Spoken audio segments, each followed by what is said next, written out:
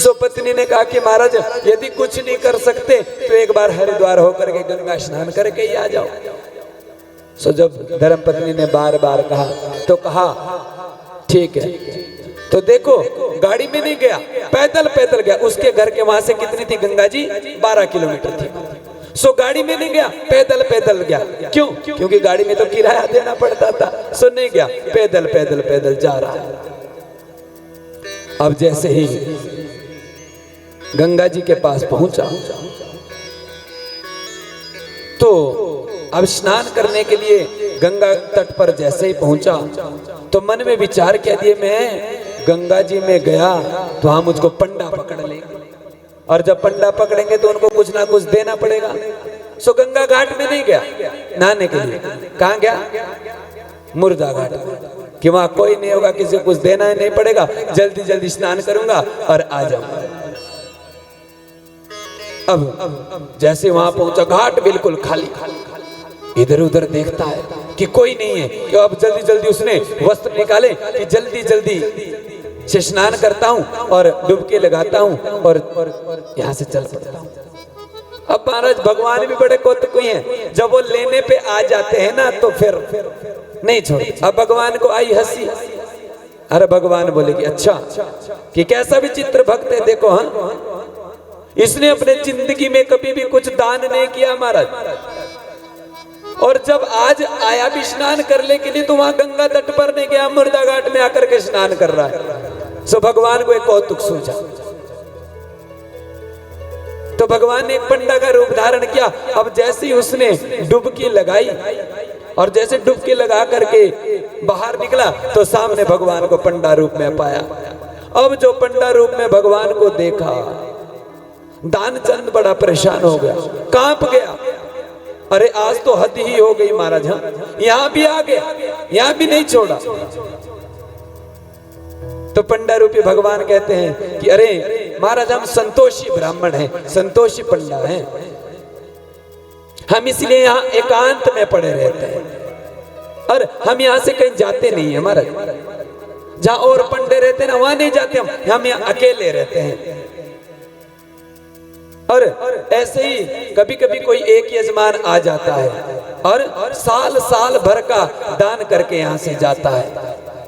तो आज भगवत कृपा से तुम आ गए तो 1 साल का दान तो तुमको करना ही पड़ेगा, कम से कम इतना इंतजाम तो कर ही दो। दानचंद बोला नहीं नहीं नहीं महाराज, मैं तो आप साल भर का मैं तो कुछ भी नहीं दे सकता। कि नहीं, देखो महाराज दान तो करना पड़ेगा, अब जब आए हो तो दान तो करना पड़ेगा, चाहे कुछ भी करो, जो तुम्हारा मन हो। ऐसे दान किसी के लिए नहीं लिखा कि वही वही देना, जो तुम्हारा मन करे। कि नहीं महाराज दान तो हम दे ही नहीं सकते। और देखो दान तो श्रद्धा पर होता है, जितनी तुम्हारी श्रद्धा है उस श्रद्धा के साथ दान करो। नहीं महाराज हम तो कुछ भी नहीं दे सकते, और ज्यादा नहीं कर सकते तो 6 महीने का करना पड़ेगा। कि नहीं कर सकते, अगर नहीं करोगे तो हम तुमको यहाँ से बाहर नहीं निकलने देंगे, तुमको गंगा जी से बाहर नहीं निकलने देंगे। सो बोला कि 6 महीना का करो, जो भी तुम्हारा मन करे, कि दान तो करना पड़ेगा। महात्मा के रूप में भगवान बोले, कहने लगे कि अब करना तो पड़ेगा, चाहे कुछ भी करो करना तो पड़ेगा। सो बोला महाराज देखो दान तो नहीं कर सकते, यदि करना है तो उधार करेंगे। बोले भक्त वत्सल भगवान की यदि आपकी ऐसी तो फिर करूंगा जरूर, लेकिन करूंगा उधार करोगे? हाँ महाराज मंजूर है, तुम करो तो सही। कि महाराज यदि करना है तो मैं 1 धेला, मात्र कितना कहा, 1 धेले का दान। हाँ संकल्प किया और संकल्प भगवान को दे दिया। जब जीव ने किसी दान के लिए संकल्प कर दिया ना तो पूर्ण करना पड़ता है। ये बात हमेशा ध्यान रखना, हमने कभी भी मन में कोई भी संकल्प किया है तो उसको पूरा अवश्य। अब संकल्प दे दिया, बड़ा खुश हो गया। अरे बड़ा खुश हो करके आज घर की तरफ चला। भगवान वहां से अंतर ध्यान हो गए। पहले तो भगवान ने अरे 1 धेला कौन करता है, चलो कर दिया, जाओ। आज पैदल पैदल पैदल घर आया, 12 किलोमीटर वापिस पैदल आया।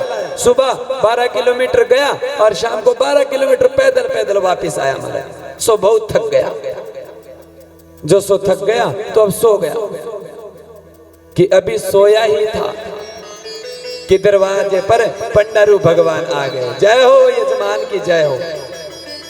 अब जैसे ही ऐसी आवाज सुनी तो अपनी पत्नी से कहा कि जाओ बाहर जाकर के देखो। सो उसकी अर्धांगिनी दरवाजे पर गई तो पंडारू भगवान को देखा। पत्नी वापस आई, पंडा को देख करके लोटी, बोली कि कौन है? बोलता है कि कौन है? सो बोली क्या किसी पंडा को कुछ दे करके देने के लिए कह करके आए हो? हाँ हाँ, तो आ गए, इतना जल्दी आ गए? क्या हो तो आ गए महाराज, यहीं बाहर खड़े हैं।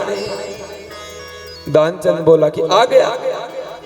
हाँ, भगवान बोलते कि देव धेला एक, मेरा धेला देव। सो बोला एक काम करो, उनसे जाकर के मना कर दो, उनसे कहो कि वो यहाँ नहीं है, दो चार दिन बाद आना, अभी वो घर पर नहीं है, अभी वो सो गए, 2-4 दिन बाद आना। और आज गंगा जी में स्नान करने के लिए गए हैं ना, तो बहुत थके, तबीयत खराब हो, ऐसा कह के उनको टाल दो, भेज दो उनको। अब सो वापिस गई पत्नी, बोलती कि महाराज बहुत थके हैं, गंगा जी में गए थे और आज बड़े थके हुए हैं, सो आप 2-4 दिन के बाद आना, बीमार है। पंडा रूपी भगवान, सो यजमान बीमार हो गया, ये कैसे हो गया?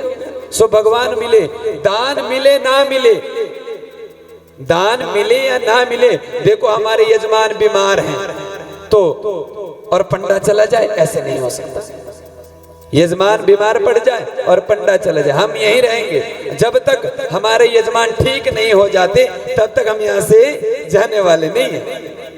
हम तुम हमारा यहीं रहने का इंतजाम कर दो, सो टिकट बनाओ, टिकट पवाओ, खाने पीने की व्यवस्था कर दो, जब यजमान ठीक हो जाएगा दान कर देगा, सो हम चले जाएंगे। सो वापिस गई कि महाराज ऐसा ऐसा कह रहे हैं, रुकने के लिए कह रहे हैं। दानचंद बोला क्या हुआ? बोली कि नहीं जा रहे, वो कह रहे हैं कि यजमान बीमार हैं, जब तक यजमान ठीक नहीं होता हम नहीं जाएंगे, खाने पीने का इंतजाम करो। दानचंद से बोल रही है उसकी पत्नी, देखो पत्नियां भी कई बार अच्छी बात बोल देती है कि दे दो एक धेले की तो बात, दान क्यों नहीं दे दे। अब जिसने कभी अपने जीवन में दान दिया ही नहीं, वो नहीं दे सकता महाराज। नहीं नहीं नहीं नहीं निकला, नहीं निकल सका, वो एक धेला भी नहीं निकल सका आज। सो बोला उनसे बोलो, पत्नी को बोला कि बड़ा मुश्किल है, नहीं दे सकता। अच्छा एक काम करो, उनसे कह दो कि वो मर गया। अब प्राणा योग था, ब्राह्मण था, पर योग करना था, सांस रोक दिया उसने, अपने सांस रोक। सो गई बार, बोले कि महाराज वो तो मर गए। अरे पंडा रूपी भगवान कि मर गए? अरे देखो तुम अकेली गृहिणी, तुम कहां जाओगे गांव वालों को बुलाने के लिए? मैं सबको बता करके आता हूं कि दानचंद मर गए। अब देखो वो भी सांस रोक के बैठा है, सांस छोड़े नहीं, योग अपराना योग था ना। अरे राम राम राम, यजमान मर गया और पंडा चला जाए। अब देखो जब तक हमारे यजमान का अंतिम संस्कार नहीं होता, अंत्येष्टि नहीं होती, हम नहीं जाएंगे। हम कैसे जा सकते हैं? सो भगवान बोले देखो तुम एक महिला हो, कहां रात्रि में भटकती फिरोगी, हम सबको बता करके आते हैं। आज भगवान ने अमित रूप प्रगटे तेही काला, भगवान ने बहुत से रूप धारण कर पूरे गांव में निमंत्रण कर दिया कि दानचंद मर गए, दानचंद मर गए।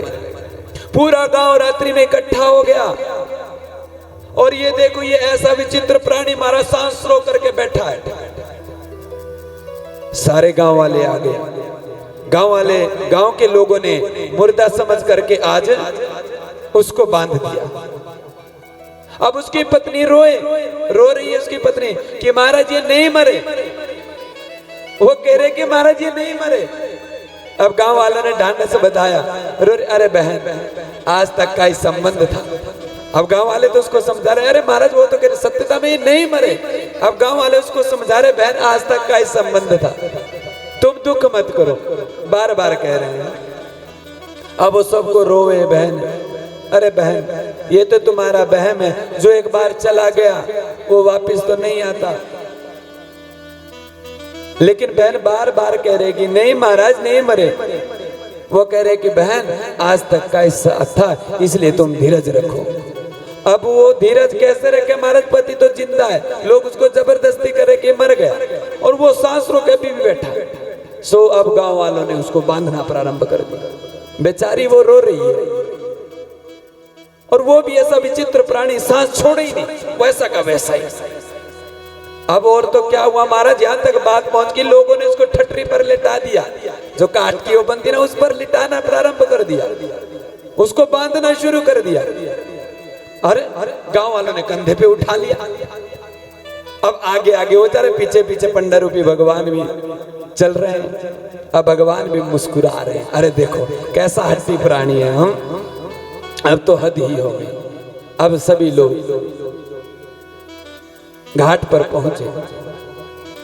अब जैसे ही घाट पर पहुंचे, ठटरी को नीचे रखा और अब उनको जलाने के लिए रख दिया, सामने रख दिया, लकड़ियों के ऊपर रख दिया। लेकिन अभी भी नहीं, वैसा का वैसा ही पड़ा हुआ है। अब क्या बस थोड़ी अग्नि लगनी बाकी थी महाराज।